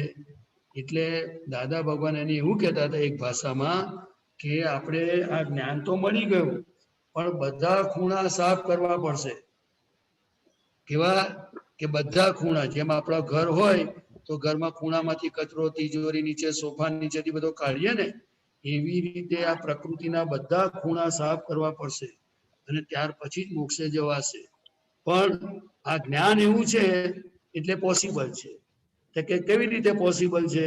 તો કે દાખલા તરીકે આ પ્રકૃતિમાં જે ભૂલ દેખાય તો આપણે તરત પડોશીને કહેવું જોઈએ કે તમે પ્રતિક્રમણ કરો, ચલો આ પ્રતિક્રમણ કરો, તમે સવારમાં આમનો દોષ જોયેલો પ્રતિક્રમણ કરો, તમે આમની જોડે આવું બોલેલા પ્રતિક્રમણ કરો. ખ્યાલ આવ્યો? એટલે એ આપણે પ્રતિક્રમણ કરાવડાવવું પડે. હે, જાણી જોઈને જે છેતરાવાની વાત છે એમાં કોઈ એક્ઝામ્પલ આપીને જરા સમજાવો ને. જાણી જોઈને છેતરાવ એટલે આ દાદા પોતે જયારે વસ્તુ લેવા જતા હતા ને, વસ્તુ લેવા જતા હતા બજારમાં આ જ્ઞાન પહેલા, ત્યારે સમજો તે વખત તો 4 આના 2 આના 12 આના એવું બધી સિસ્ટમ ચાલતી હતી. તે વખતે 200-500 રૂપિયાની વ્યવહાર બહુ નતો, આના ઉપર ચાલતો હતો. એટલે દાદા જાણે કે ભાઈ આ વસ્તુ આટલા જ રૂપિયાની આવે, પણ છતાંય પેલો 2 આના વધારે લે તો દાદા કે ભાઈ અમે તમારા કાયમના ગ્રાહક છીએ, જરા જોજો. તો કે ના દાદા, એમ કે અંબાલાલભાઈ અત્યારે બધું ભાવ વધી ગયા છે, આમ છે તેમ છે. એટલે ભાઈ દાદા કે સારું તારે. એટલે જાણવું એટલે એને ખબર હોય કે આ વસ્તુ 2 જ રૂપિયાની આવે છે, પણ છતાંય પેલો 2 ના 3-4 રૂપિયા લે તો ભાઈ દાદા એકવાર રિક્વેસ્ટ કરે કે જરા જોજો ભાઈ, એમ કે પેલો કે ના અમને પોસાતું નથી, તો દાદા આપી નીકળી જતા હતા. શું કરતા હતા? ખ્યાલ આવે? એવી રીતે તમને કહું કે ઘણી વાર આપણે શાક લેવા જઈએ ને તો ઘણી વાર તમારે ઓબ્ઝર્વેશન કરતા આવડે તો જોવાનું. આપણે વીણીને શાક લેતા હોય ને તો ઘણી વાર પેલો વેપારી હોય ને એ શું કરે, અંદર સાઈડમાં જે બધું થોડું આમ તેમ થોડું દબાયેલું કેવું તેવું પડ્યું હોય ને તો વજન કરતી વખતે 2 નાખી જ દે મય. ખ્યાલ આવ્યો? સમજાય છે ને તમને? એટલે આપણને બધું ખબર પડે કે આ છેતરે છે આપણને, પણ આવું છે બધું. અને આ જગતને શું ને, આ જગતના લોકોને પૈસામાં સુખ છે. શેમાં સુખ છે? આખા જગતે લક્ષ્મી અને વિષયોમાં સુખ માન્યા છે. એટલે એના માટે જે કંઈ પણ કરવું પડે ને, ભલે જોડે ના આવે, મરી જઈએ તો ભલે જોડે ના આવે, પણ લક્ષ્મી માટે બધું ખાવા દાવા બધું કરવા તૈયાર છે. જુઠ્ઠું બોલવા તૈયાર છે, ખોટા બધા રિપ્રેઝન્ટેશન કરવા તૈયાર છે, રડે હોવે તો બોલો, તમે એ માનશો નહીં એવી બધી જાતના તોફાન હોય. એટલે દાદા ભગવાનને પહેલેથી લોભ નામનો ગુણ હતો નહીં. એટલે એ લક્ષ્મી માટે ક્યારે પણ કોઈની જોડે જીભા જોડીમાં નહીં આવેલા. ઉપરથી કોઈ બે લઈ ગયું તો જવા દીધેલા, ખ્યાલ આવ્યો? પણ જાણીને એમને એમ નહીં. ખ્યાલ આવ્યો? આપણે જવા દઈએ જાણીને? આપણે જાણીને જવા દઈએ 2 રૂપિયા? ના જવા દઈએ. બસ એટલે જાણવાનું કે હજુ આપણે દાદા જેવું થવાની વાર છે. ડોલર ને તમે તો અમેરિકામાં એટલે ડોલર. હા જો દીપક આનંદજીએ છે કહ્યું. એટલે ત્યાં સુધી આપણે હજુ ડોલર પ્રત્યેની વેલ્યુ છે અને હોવી જોઈએ. પણ એ જેટલી સમજણ ખીલશે ને આપણામાં એમ બધું થશે. શું થશે? જતું રહેશે બધું. આ જ્ઞાન મળ્યું છે ને બધું જતું રહેવાનું. હા બરાબર. ચાલો. જય સચ્ચિદાનંદ. અમીબેન. જય સચ્ચિદાનંદ પ્રદીપાનંદજી, દીપકાનંદજી. પ્રદીપાનંદજી, નિખાલસતા કોને કહેવાય? નિખાલસતા રહેવું એટલે? નિખાલસ હોય એટલે માણસ છે ને તમારી સાથે જે વાત કરે ને એમાં કોઈ પણ વસ્તુ તમને પણ નુકસાન ના કરે, બીજાને પણ ના કરે અને પોતાને ના કરે એવી ભાષા હોય એમની. એમાં કોઈ આંટી ઘૂંટી કાવા દાવા કશું ના હોય, પણ બધું બેલેન્સ વાળું હોય. નિખાલસ. ખ્યાલ આવ્યો? તમને ચોખ્ખું દાદા કહી દે. એમ કે ખરા એ નિખાલસ તમે ભેગા થયા હોય તો કે ખરા કે તમારું નામ શું છે? તો કે તમે કહો મારું નામ આ છે. તો કે ખરેખર તમારું નામ આ છે? એમ કરીને વાતો કરે. પછી કે આ જગતમાં જે સુખો છે ને રિલેટિવ સુખ છે. શું છે? અને રિયલ સુખ આત્મામાં છે. શું છે? એ સ્પષ્ટતાથી કે ક્યારે બોલી શકતા હતા કે પોતે સુખનો અનુભવ કરાવી શકતા હતા અને પોતે સુખમાં રહેતા હતા. ખ્યાલ આવ્યો? બધું ચોખ્ખું બોલે પણ બેલેન્સ વાળું હોય. કેવું હોય? છતાં હું દીપક આનંદજીને કહું કે એક શબ્દ એ પાછું કઈ વિશેષ બોર્ડ પાડે. નિખાલસ વિશેષ બોર્ડ. કપટ રહી, ઓપન, કશું ઢાંકે નહીં. આપણે નિખાલસ એટલે ઓપનનેસ થી વાત કરીએ એટલે આપણે એવી રીતે વાત નથી કરતા, પણ દાદા નિખાલસ હતા. પોતાની વાત પણ ખુલ્લી કરી દેતા હતા કે જો અમે તો આજે આ બાકડા પર બેસીએ છીએ ને તેમાં ચોરીનું લાકડું હતું. હવે એ લાકડું એટલું વધેલું હોય તે પાછું આપી દેવાનું હોય, પણ અમે એમાંથી આ બાકડો બનાવ્યો. એટલે કહેવાનું છે શું કે આપણે જયારે આવો દાખલો જોઈએ ને, ઓપનનેસ નો દાખલો જોઈએ, ત્યારે આપણે જે ટાંકીને રાખેલું હોય અને દાદા એવા હતા કે એમની પાસે ઓપન થયેલા આલોચના કરેલી છૂટી જવાય. કારણ કે દાદા પાસે ઓપન થાય તો તમને સોલ્યુશન પણ આપતા હતા, વળતા નહોતા. એટલે અહીંયા એ બહુ મોટો બેનિફિટ હતો કે એમની નિખાલસતાથી આપણે ઓપન થઈએ અને આપણે દોષમાંથી મુક્ત થઈએ. નહીં તો આલોચના થાય નહીં, પ્રતિક્રમણ થાય નહીં ને એમાંથી છૂટાય નહીં.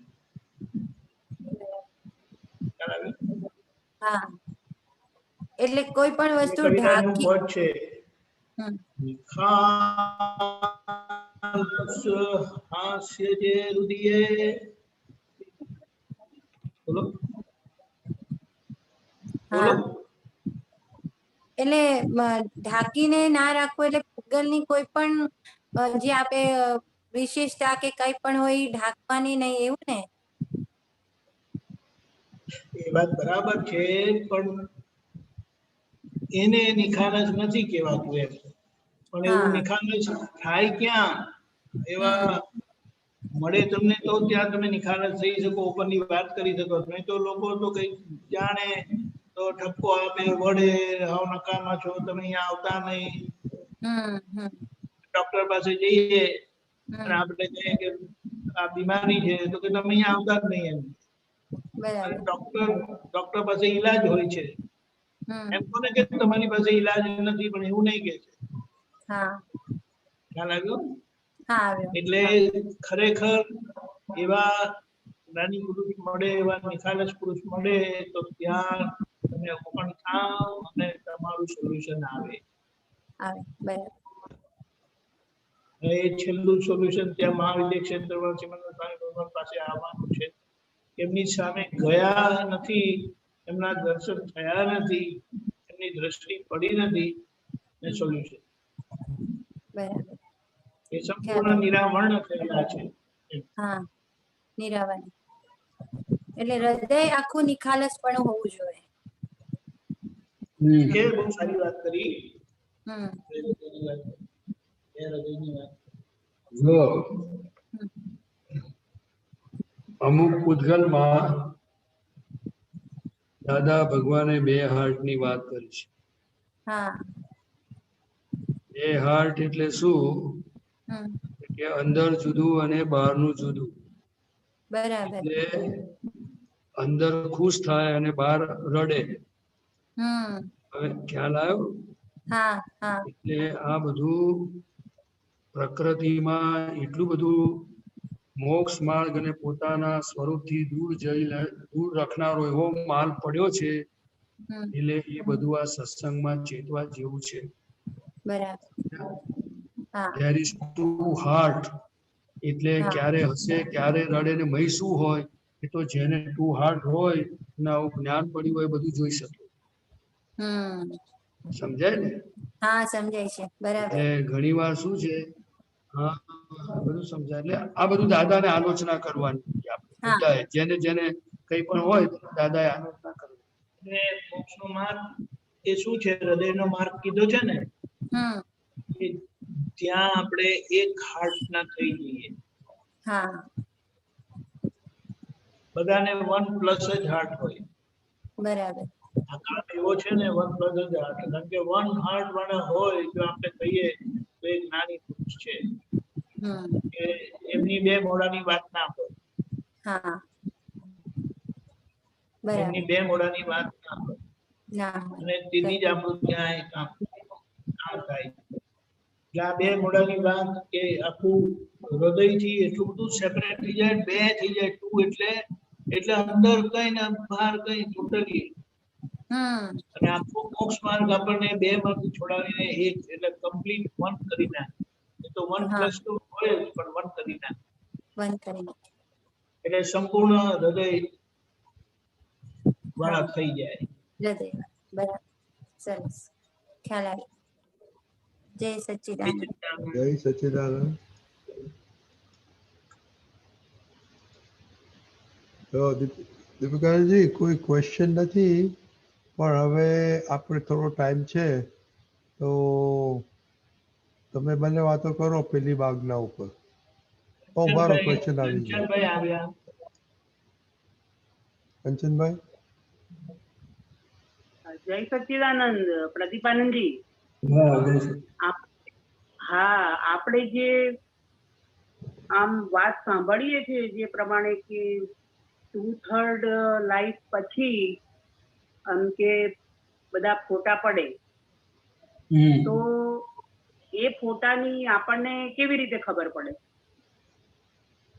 એ ફોટાની આપણને અત્યારે ખબર ના પડે. એ તો બધી આખી કુદરતી સિસ્ટમ છે.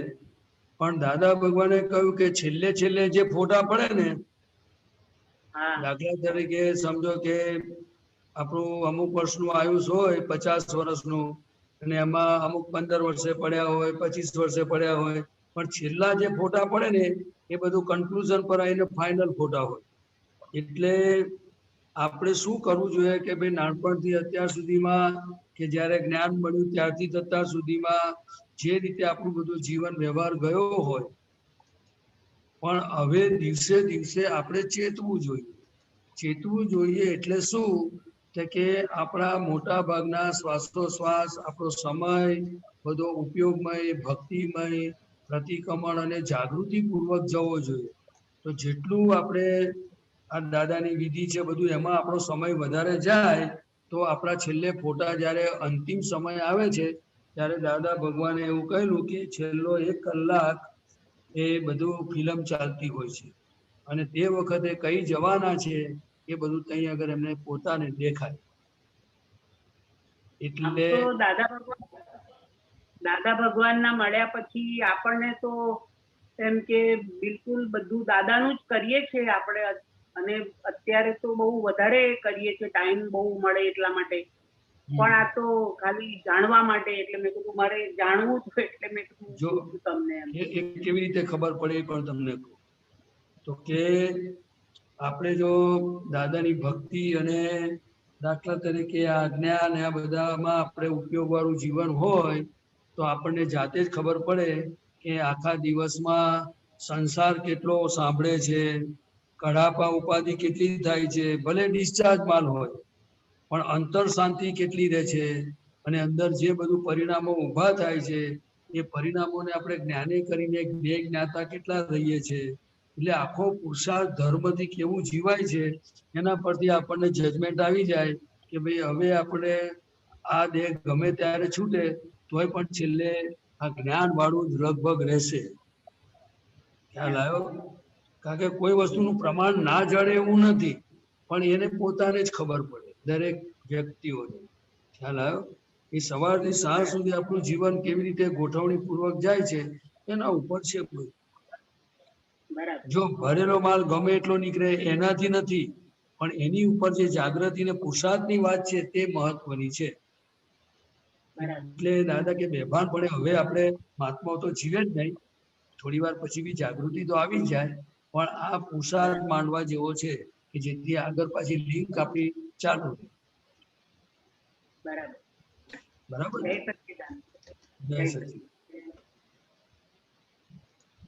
જય સચ્ચિદાનંદ.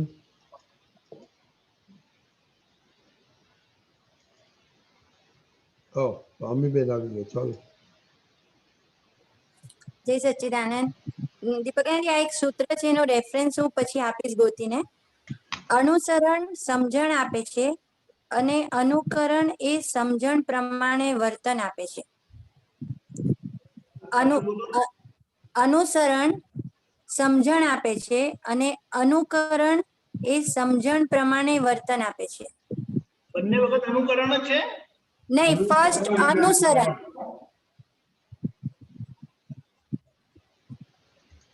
અનુસરણ સમજણ આપે છે અને અનુકરણ એ સમજણ પ્રમાણે વર્તન આપે છે.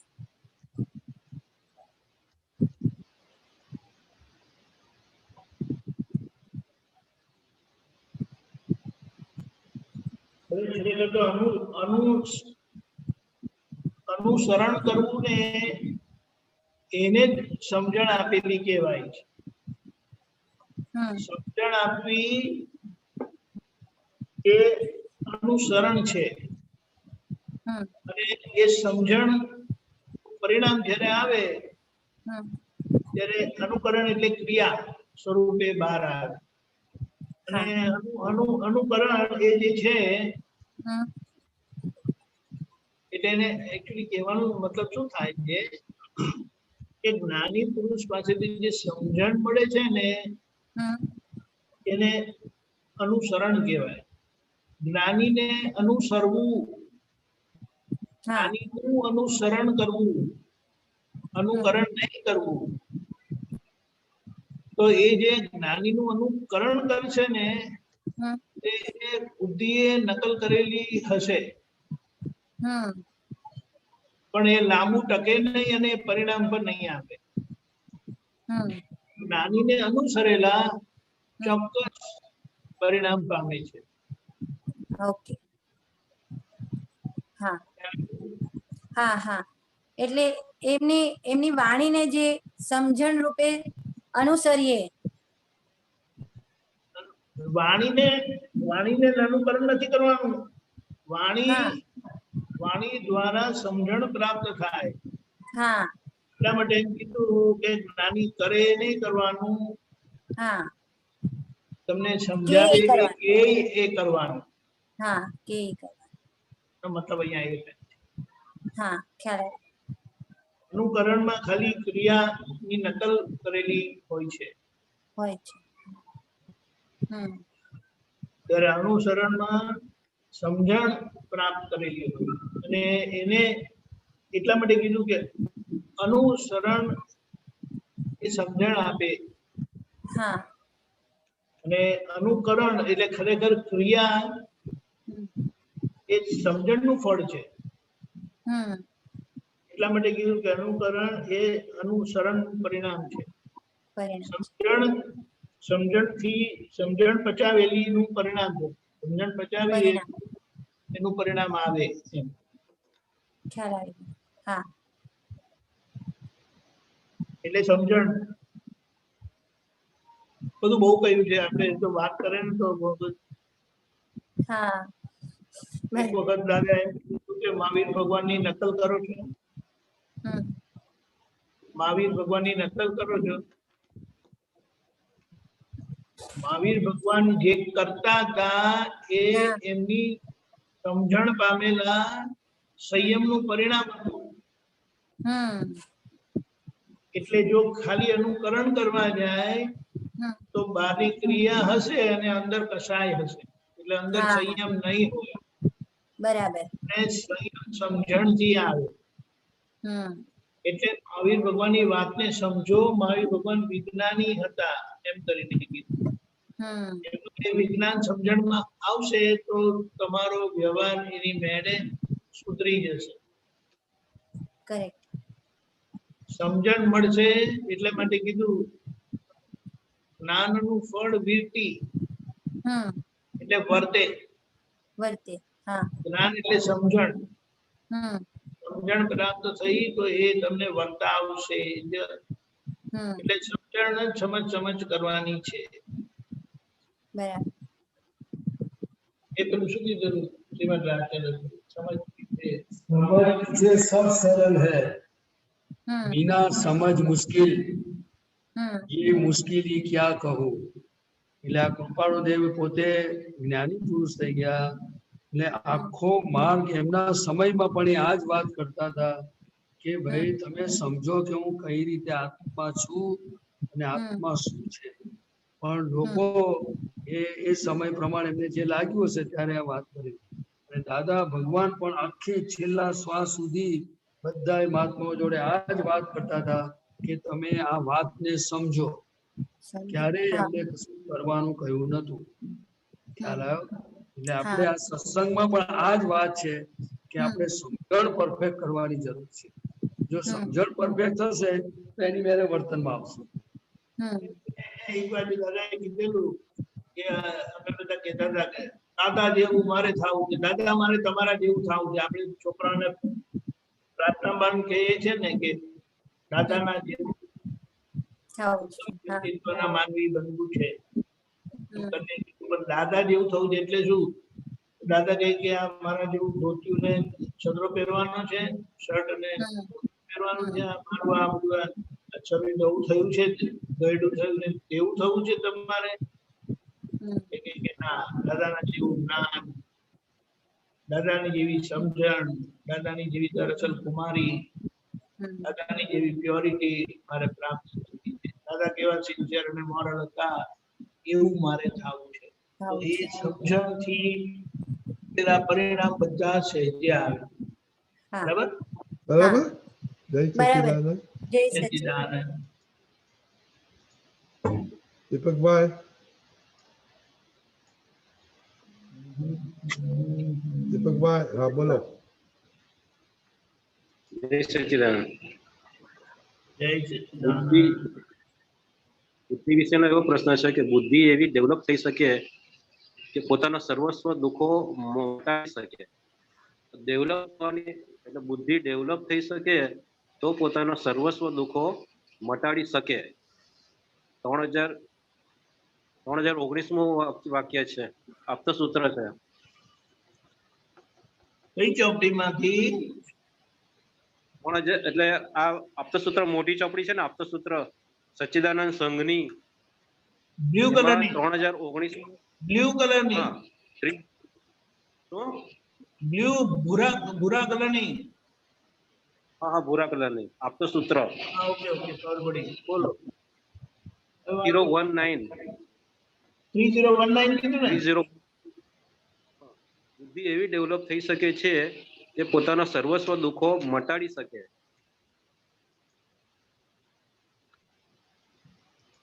બુદ્ધિ એવી ડેવલપ થઈ શકે કે બધા દુઃખો મટાડી શકે. પોતાના મટાડી દે, બુદ્ધિ એવી ડેવલપ થઈ શકે. સાંભળ્યું? બુદ્ધિનું ડેવલપમેન્ટ એટલે શું કહેવા માંગે? એક મિનિટ લો.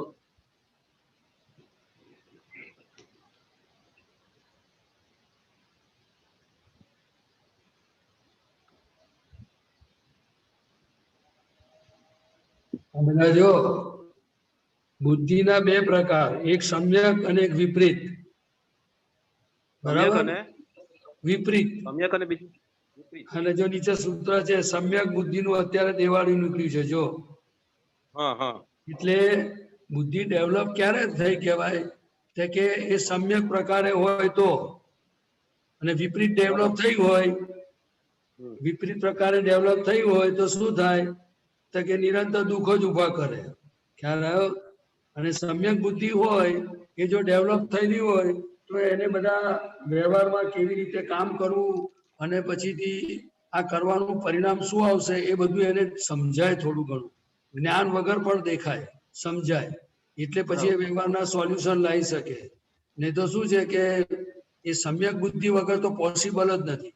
અને સમ્યક બુદ્ધિ કેવી રીતે પ્રાપ્ત થાય તો કે પહેલામાં પહેલું તો જો સહેલામાં સહેલું હોય તો પ્રગટ જ્ઞાની પુરુષની પાસે સત્સંગ સાંભળે, એમની વાણી સાંભળે અને એમનો પરિચય રાખે તો એમની હાજરીમાંથી બુદ્ધિ સમ્યક થાય. ખ્યાલ આવ્યો? પછી બીજું કે એવા જ્ઞાની પુરુષની વાણીનું એને પોતે એવી રીતે આરાધન કરતો હોય વ્યક્તિ તો એ પછી પાછું થોડી ઘણી એની સમજણ સમ્યક થાય. પણ એ સત્સંગમાં રહેવાથી જ થાય, નહીં તો કુસંગમાં રહેવાથી પાછી વિપરીત થઈ જાય બુદ્ધિ. શું? એટલે હંમેશા આ કાળમાં તમે જોશો કે મોટા મોટા વકીલો અને જજોને પણ દાદા ભગવાન કહેતા હતા કે તમે આટલા બધા લોકોના કેસ પેન્ડિંગ કરેલા, એનું સોલ્યુશન લાવી શકો છો, પણ વાઇફ જોડે તમે જે ઝઘડો પડ્યો છે કાલનો તે 15 દાડા થયા પણ હજુ સોલ્યુશન આવ્યો નથી. પ્રદીપભાઈ, કુસંગમાં તો હવે કુસંગમાં તો એવું અમારી એટલે વાતાવરણ એવું છે કે કુસંગ વાળું આજુબાજુનું બધું આખું પછી એટલે એ એરિયામાં જેવો છે કે કુસંગ હોય જ આપણે તો ત્યાં કેમનું પછી આપણે એ કરવાનું? અરે ભાઈ એરિયાની કાં વાત કરો છો? અત્યારે તો ઘરોમાં જ કુસંગનું બધું સાધનો આવી ગયા છે. તમને આ તો સમજવાની વાત છે કે કુસંગ એટલે શું કે આપણને જે રસ્તે જવું છે એનાથી ઊંધા રસ્તે આપણને લઈ જાય એને આપણે કુસંગ કહીએ છીએ. બાકી બહુ એને એનાલિસિસમાં નથી પડતા. બધા જે સાધનો બધા આજે આપણને ભેગા થયા છે એ બધા પોતપોતાની જાતે તપાસ કરશે તો ખબર પડશે જ. પહેલાના વખતમાં એવું હતું કે નાનો માણસ, આજે હું મારી ઉંમરની વાત કરું તો મારે થિયેટરમાં 12-15 વર્ષે કે મને કોઈ થિયેટરમાં લઈ જ ના જાય. એક વખત હું જયારે સમજણ આવી ને ત્યારે મેં કહ્યું કે મને આવવું છે તમારી જોડે. તો શું કે છે બધા ખબર છે ઘરના વડીલો તો કે આ સન્યાની માં છે ને એ બીમાર પડી છે તેની ખબર જોવા જાય છે. સન્યાની માં એટલે સિનેમા. સન્યાની માં એટલે સિનેમા ના, સન્યાની એટલે તે વખત સનાભાઈ નામના કોઈ વ્યક્તિ હોય તો તે વખત આવા નામ હતા. તો મને શું કે છે કે સન્યાની માં બીમાર પડી છે તેને ખબર જોવા જાય છે એટલે ત્યાં તારાથી ના જવાય. એટલે સિનેમા જોવા જતા હતા. પહેલા સિનેમા શબ્દ હતો. હવે અત્યારે તો સન્યાની માની વાત ક્યાં છે? બધા ઘરમાં ટીવી ગાળી દીધા છે 18,000, 20,000, 40,000 અને મોબાઈલ, એમાં વાઈફાઈ, હાઈફાઈ, બધા પેલા વોટ્સઅપ ને બધું. કેટલી આખી દુનિયા મુઠ્ઠી મેં. અલ્લાહ પણ દુનિયામાં મુઠ્ઠીમાં પણ શુદ્ધાત્મા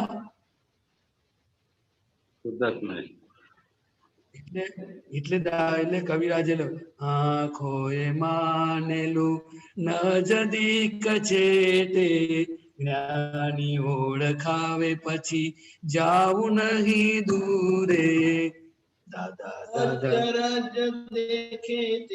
નવનીત કહે છે દાદા દાદા બોલું અને નિજાત્મા જ મેં. દાદા બોલું અને નિજાત્મા નિજ એટલે પોતાના આત્માનું સુખ અને એનો પ્રકાશ વર્તમાન થતો જાય છે. એવું દાદા ભગવાનનું ઐશ્વર્ય છે. દાદાના નામમાં એવી શક્તિ છે. એટલે તમારું શું કહેવું છે કે તમે બધા સારા સાધનો અને પરિચય હોય ને તો પછી સોલ્યુશન આવે. જેમ એડજસ્ટ એવરીવેર, અથડામણ ટાળો, ભોગવેદેની ભૂલ, બન્યું તે નાય, એવા બધા પુસ્તકો, સનાતન સુખ, એ બધું વાંચો ને તો તમને દાદાએ કેવી રીતે વ્યવહારના સોલ્યુશન લાયા છે એ આપણને બધા આવડે. ખ્યાલ આવે? એટલે વ્યવહારનું સોલ્યુશન બધું જ લાવી શકે. અને પહેલા ક્રમિક માર્ગમાં લોકો બુદ્ધિએ કરીને જ આગળ વધતા હતા. કારણ કે બુદ્ધિ એ પ્રકાશ છે, ઇનડિરેક્ટ પ્રકાશ છે. શું છે? એ તો આ કાળનું આશ્ચર્ય છે કે આપણને બધો કચરો માલ પડ્યો છે છતાંય કૃપાથી આત્મા પ્રાપ્ત થાય છે. ખ્યાલ આવ્યો? બરાબર. એટલે એવા સાધનો અને એવો સંગ રાખવો. આજે હું તમને કહું કે કોઈ માણસ ઘરની બહાર નીકળે તો તમે મને એમ કહો કે ઘરની બહાર નીકળે તો એને કઈ જાતની અંદર સિસ્ટમ કામ કરે? મારી વાતમાં સમજાયું છે કે નહીં? બહાર નીકળે તો કઈ સિસ્ટમ? અંદરની સિસ્ટમ કેવી કામ કરે તમને દરેકને સમજાયું છે કે નહીં? અતિક્રમણ થાય કે ના થાય? હું આટલા સારા શબ્દોમાં કહું. અતિક્રમણો થયા કરે કે નહીં? હા, થયા કરે. હા, બસ આટલા સમજી જવાનું. એટલે ગલીની બાજુમાં નહીં, અત્યારે થિયેટર કુસંગનો બધું વાતાવરણ. એટલે આપણે સત્સંગમાં રહેવું અને દાદાના દ્રષ્ટિએ જીવવું અને નવરા પડીએ તો દાદાના સિંહ જયકાર બોલવા અને દાદાની ભક્તિ કરવી, એમાં સિન્સિયર થવું તો બુદ્ધિ એની મેને સમ્યક થશે. સમ્યક બુદ્ધિ સૌડું દેખાડે. સૌડું દેખાડે એટલે શું? એનું પ્રમાણ કે સમ્યક બુદ્ધિ સૌડું દેખાડે એટલે કે પોતાની ભૂલ દેખાડે અને એનું પ્રતિક્રમણ કરાવે તો સમ્યક બુદ્ધિ. અને બીજાની ભૂલો દેખાડે, મોહ કરાવે, બેભાન બનાવે પૂતગલમાં, એ બધી વિપરીત બુદ્ધિ. બરાબર. સમજી ગયા? સમજી ગયા સાહેબ? હા, એટલે જે છૂટવું છે એમ કરે છે, કકડીને જે ભાવના હોય ને કકડીને, તો એ સંજોગો એટલા સરસ મળી આવે છે ને આપણને, એ તો અનુભવમાં આવે છે કે આપણે આ છૂટવું છે એ જે એ હોય ને કકડીને હોય ને કે આ છૂટવું છે તો એટલા સરસ સંજોગો આપણને ભેગા થાય અને કુસંગ બી નથી ભેગો. એ દાદાની કૃપાનું ફળ છે. પણ એટલું લક્ષમાં રાખવું કે સદાય ચેતતા રહેવા જેવું છે. ચેતતા રહેવા તો ખરું છે. તો એલર્ટ દાદાએ કહ્યું બીવેર બીવેર લખી મૂકવાનું બધું દિવાલ પર, બીવેર બીવેર. હા, એટલે ચેતતા રહેવા જેવું ખરું. ચેતતા રહેવા જેવું એટલે કઈ સુધી? જ્યાં સુધી આપણને આપણું પોતાનામાં બરાબર પોતાનું સુખ પરફેક્ટ આવતું ના થાય ત્યાં સુધી ચેતતા રહેવા જોઈએ. જ્ઞાની સર્ટિફિકેટ આપે કે હવે પરફેક્ટ, એટલે સમજી લેવાનું કે વાંધો નથી. પણ દાદા કે મહાવીર ભગવાન છેક સુધી ચેતતા રહેતા હતા. આ જે ચેતવાની વાત છે ને, મિશ્ર ચેતનની વાત છે. કુસંગ છે ને એ તમે દાખલા કે લારીના ભજીયા ખાઈ આવો એનાથી નહીં, એનાથી ડાયરિયા થશે તો સોલ્યુશન લવાશે. ખ્યાલ આવ્યો? મિશ્ર ચેતન ડેન્જરસમાં ડેન્જરસ વસ્તુ છે. અને આ કાળમાં એની લૂંટબાજી ચાલી છે, મનથી ચાલી છે, બુદ્ધિથી ચાલી છે, લક્ષ્મીથી ચાલી છે, કપટ કાવા દાવાથી ચાલી છે. એના તો તમને જો પાસા બતાડું ને તો માણસ ને એકવાર એની કલ્પના ના આવે કે સાલું આટલી બધી હદે લૂંટ ચાલી છે. એટલે શું છે કે એમાં અમારે આપણે ગુજરાતીમાં એક કહેવત છે કે ઊંઘ ના જુએ ઉકરડો. શું કહેવત છે? ઊંઘ ના જુએ ઉકરડો અને ભૂખ ના જોવે સૂકો રોટલો. સમજ્યા? એટલે જે ભૂખ લાગે ને તો સૂકો રોટલો બી માણસ ખાઈ જાય. એવી રીતે આ ઊંઘ આવે ને તો ઉકરડો જુએ નહીં. એટલે શું કે બેભાનપણું થાય ને તો નરકે જવું પડે ને તે એને દેખાય નહીં આ શું વસ્તુ છે. આ હિતકારી છે, અહિતકારી છે કે આ શોભે એવી છે, કશું ખબર ના પડે. એટલે ઉકરડો કહેવાય. શું કહ્યું? આ બધી ગામઠી ભાષા ને બધા વાતો છે બધી. પણ આપણે દાદા મળ્યા છે એટલે આપણે ચેતતા રહેવા જેવું છે. બસ દાદા જેટલા જોડે હશે તો સેફ છે. બરાબર. આ ધ્યાનમાં રાખજો. દાદાને સિમંદર સ્વામી જેને જોડે રાખ્યા, ભક્તિ હૃદયમાં રાખી તો એક દિવસ અવશ્ય ઉકેલ આવશે. બાકી જો મચ્છરા પહેવા તૈયાર છે, અમારે સુરતમાં કેવું કે સહેજ લાઈટ દેખાય ને અને તરત જ બારીની બહાર બધા મચરા જીવડા તૈયાર જ હોય પછી તમે ઘૂસી જ જાય એટલે સેજ તમારું સેજ આપણું આમ અહીં સિન્સિયરિટી દેખાય ને અંદરની ઇનસિન્સિયરિટી ઊભી થાય ને અને બહાર પૂતગલમાં સેજ આમ થાય ને તો બધા કચરો પહેરી જાય એવો છે આ તો તમને બાધા ભારે કહ્યું ચાલો જય સચ્ચિદાનંદ જય સચ્ચિદાનંદ મંત્ર બોલાવજો દીપકભાઈ ફોલો કરજો નમો વિતરાગાય નમો વિતરાગાય નમો અરિહંતાણમ નમો હંતાણમ નમો સિદ્ધાણમ નમો આયરિયાણમ નમો આયરિયાણમ નમો વજ્જાયાણમ નમો વજ્જાયાણમ નમો લોય સવ સાહુણમ એસો પંચન મુક્કારો સંવપા વપણાસણો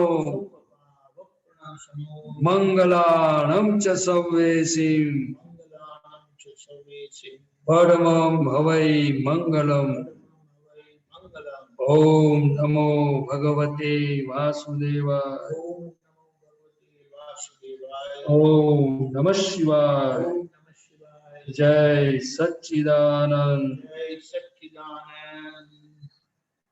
જય સચ્ચિદાનંદ કાલે બુધવાર કાલનો પ્રોગ્રામ આ રીતે છે સવારે 6:30 પ્રાતઃવિધિ 10:15 ગુજરાતી સત્સંગ 3 વાગે હિન્દી સત્સંગ 4:30 કીર્તન ભક્તિ અને આરતી રાત્રે 9 વાગે વર્લ્ડ વાઇડ સત્સંગ અને બીજો એક અનુભવ સાંભળવા પધારજો જય સચ્ચિદાનંદ જય સચ્ચિદાનંદ